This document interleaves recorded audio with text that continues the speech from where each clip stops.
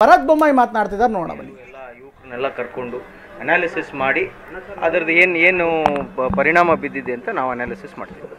ಸ್ಥಳೀಯ ನಾಯಕರು ತಗೊಳ್ಳಿಲ್ಲ ಅನ್ನುವಂತ ಆರೋಪ ಕೇಳಿ ಬರ್ತಾ ಇದೆ ಸರ್ ಬಿಡ್ರಿ. ಇದು ಭರತ್ ಬೊಮ್ಮಾಯಿ ಅವರು ಹೇಳ್ತಾ ಇರುವಂಥ ಮಾತು. ಸಹಜವಾಗಿ ಒಂದು ಸಂದರ್ಭದಲ್ಲಿ ನಿರಾಶೆ ಇರುತ್ತೆ, ಏನಾಗುತ್ತೆ ನೋಡ್ತೀವಿ. ನಾವು ಕೂಡ ನಮ್ಮ ಕಾರ್ಯಕರ್ತರ ಜೊತೆ ಕೂತು ಮಾತನಾಡ್ತೀನಿ, ಅದಾದ ಬಳಿಕ ಒಂದು ಸ್ಪಷ್ಟವಾದಂಥ ಚಿತ್ರಣ ಸಿಗತ್ತೆ ಅಂತ ಹೇಳ್ತಿದ್ದಾರೆ. ಭರತ್ ಬೊಮ್ಮಾಯಿ ವಿಜುವಲ್ಸ್ ನೋಡ್ತಾ ಇದ್ದಾರೆ. ಸಂಡೂರು ಇನ್ಫ್ಯಾಕ್ಟ್ ಶಿಗ್ಗಾವಿಂದ ಬರ್ತಾ ಇರುವಂಥ ದೃಶ್ಯ. ಸೋಲಿನ ಬಳಿಕ ಭರತ್ ಬೊಮ್ಮಾಯಿ ವಾಪಸ್ ಹೋಗ್ತಾ ಇದ್ದಾರೆ. ಈ ಒಂದು ಸಂದರ್ಭದಲ್ಲಿ ಕಾಂಗ್ರೆಸ್ನ ಕಾರ್ಯಕರ್ತರು ಸಹಜವಾಗಿ ಅವರ ಮುಂದೆನೇ ಸೆಲೆಬ್ರೇಟ್ ಮಾಡ್ತಾ ಇದ್ದಾರೆ. ಚುನಾವಣೆಯಲ್ಲಿ ನಾವು ಸಾಮಾನ್ಯವಾಗಿ ಕಂಡುಬರ್ತಾ ಇರುವಂಥ ದೃಶ್ಯ. ಪ್ರತಿ ಸಂದರ್ಭದಲ್ಲೂ ಕೂಡ ಕಾರ್ಯಕರ್ತರು ಅಂದರೆ ಯಾರು ಗೆದ್ದಂಥ ಕಾರ್ಯಕರ್ತರು ಅವರ ಸಂಭ್ರಮಾಚರಣೆ ತುಂಬ ಜೋರಾಗಿರುತ್ತೆ. ಬೊಮ್ಮಾಯಿ ಸಹಜವಾಗಿ ಎಕ್ಸ್ಪೆಕ್ಟೇಷನ್ ಇಟ್ಕೊಂಡಿದ್ರು ಆ ಕ್ಷೇತ್ರದಲ್ಲಿ ಗೆಲ್ತೀವಿ ಅಂತ. ಇದು ಚನ್ನಪಟ್ಟಣದಿಂದ ಬರ್ತಾ ಇರುವಂಥ ದೃಶ್ಯ. ಚನ್ನಪಟ್ಟಣದಲ್ಲೂ ಕೂಡ ಕಾಂಗ್ರೆಸ್ ಈಗ ಗೆದ್ದು ಬೀಗ್ತಾ ಇದೆ.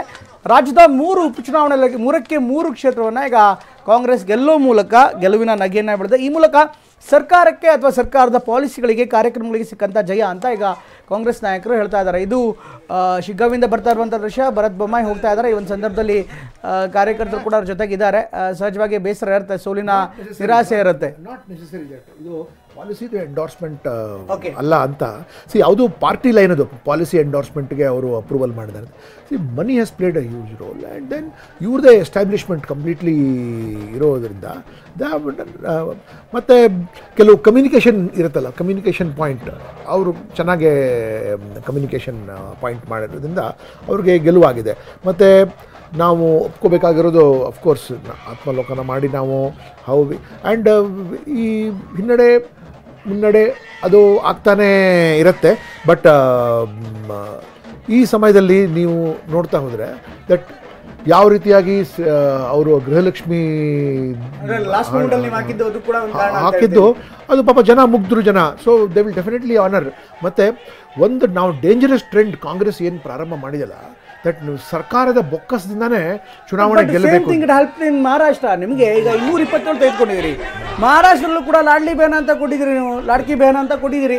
ಅಲ್ಲಿ 227 ಕ್ಷೇತ್ರದಲ್ಲೂ 1500 ರೂಪಾಯಿ ಆಲ್ರೆಡಿ. ಮಹಾರಾಷ್ಟ್ರದಲ್ಲಿ that is not the only reason. ಮಹಾರಾಷ್ಟ್ರದಲ್ಲಿ ಎರಡು ಕೊಲಿಷನ್ ಏನಿದೆಲ್ಲ, ಒಂದು ಕೊಲಿಷನ್ ಇದೆಲ್ಲ, it has been emotionally reject ಮಾಡಿಬಿಟ್ಟಿದ್ದಾರೆ. ಬಾಲಾ ಸಾಹೇಬ್ ಥಾಕ್ರೆ ಮಗಾನೇ ಆ ಕಡೆ ನಿಂತರು ಸಹ ಅದಕ್ಕೆ ಅವ್ರಿಗೆ ರಿಜೆಕ್ಟ್ ಮಾಡಿದ್ದಾರೆ ಅದಕ್ಕೆ. ರೈಟ್. ಬಟ್ ಈ ಎಲ್ಲ ಡೆವಲಪ್ಮೆಂಟ್ಗಳನ್ನು ನೋಡ್ತಾ ಇರುವಂಥ ಸಂದರ್ಭದಲ್ಲಿ ಸಹಜವಾಗಿ ರಾಜ್ಯ ರಾಜಕಾರಣ ಒಂದು ಕಡೆಗಾದರೆ ದೇಶದ ರಾಜಕಾರಣ ಅಫ್ಕೋರ್ಸ್ ಮಹಾರಾಷ್ಟ್ರದಲ್ಲಿ 288 ಕ್ಷೇತ್ರಗಳಲ್ಲಿ NDA BJP ನೇತೃತ್ವದ NDA 227 ಕ್ಷೇತ್ರಗಳಲ್ಲಿ ಗೆಲ್ಲುವ ಮೂಲಕ ಒಂದು ಮಹಾನ್ ಐತಿಹಾಸಿಕ ದಾಖಲೆಯನ್ನೇ ಈಗ ಮಾಡಿದರೆ ತಪ್ಪಾಗಲ್ಲ. ಬಹುಶಃ ಮಹಾರಾಷ್ಟ್ರದ ಇತಿಹಾಸದಲ್ಲಿ ಈ ದೊಡ್ಡ ಪ್ರಮಾಣದಲ್ಲಿ ಯಾರೂ ಕೂಡ ಗೆದ್ದಿರಲಿಲ್ಲ. ಒಟ್ಟಾರೆ ನೋಡಿದರೆ MVA ಈಗ ಕೇವಲ 44 ಸ್ಥಾನಗಳಿಗೆ, MVA ಅಂದರೆ ಸಂಪೂರ್ಣ ಮೈತ್ರಿಕೂಟವೇ ಕೇವಲ 44 ಸ್ಥಾನಗಳಿಗೆ ಸೀಮಿತವಾಗಿದೆ.